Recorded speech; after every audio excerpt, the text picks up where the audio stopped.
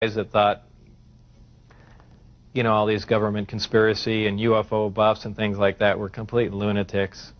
I even remember before I was involved there, a friend showed me a little newspaper clipping and said John Lear was giving a lecture who was touting that aliens from another world came to Earth and there's 70 different species. And I remember laughing on the phone that this guy had lost his mind.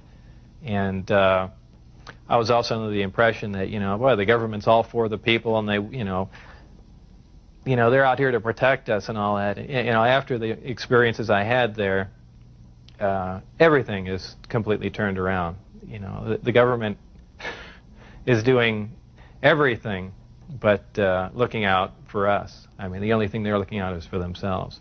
You know, obviously the ET craft do exist.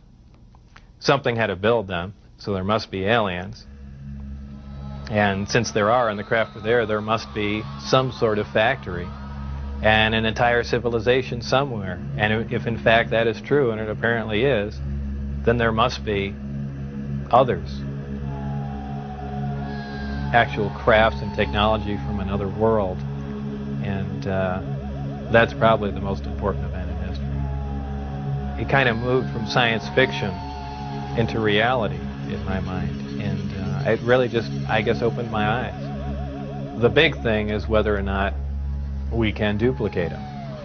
If we can understand what a device is or how something operates or what its physical makeup is, that's great. But if we can't duplicate it, it's useless to us.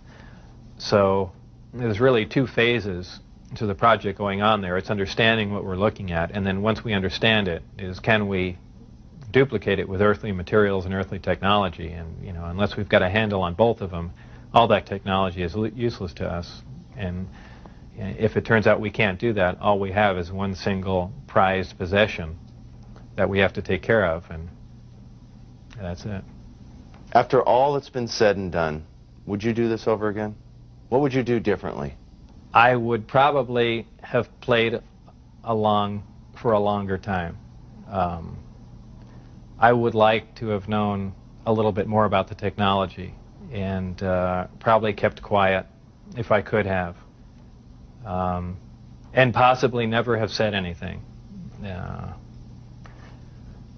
I almost wish I had done that. You know, it's it's really only caused headaches and problems. But I believe if I was given the opportunity again to go back in time and redo it, I think I pretty much would have just shut up and gone along with the program.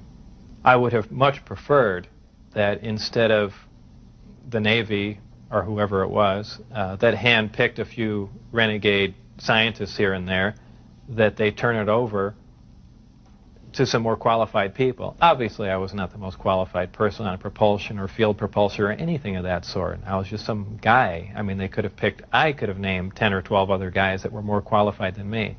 But,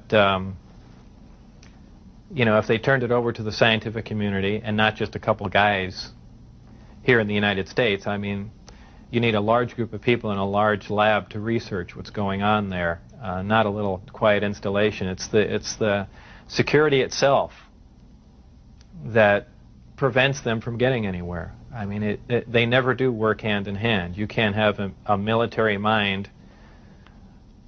Science itself must communicate. You have to have a free exchange of ideas. That's how things progress. And when you clamp down on a security system like that, where you work in isolated groups and ideas cannot be exchanged, you don't get anywhere, and that's the problem they have.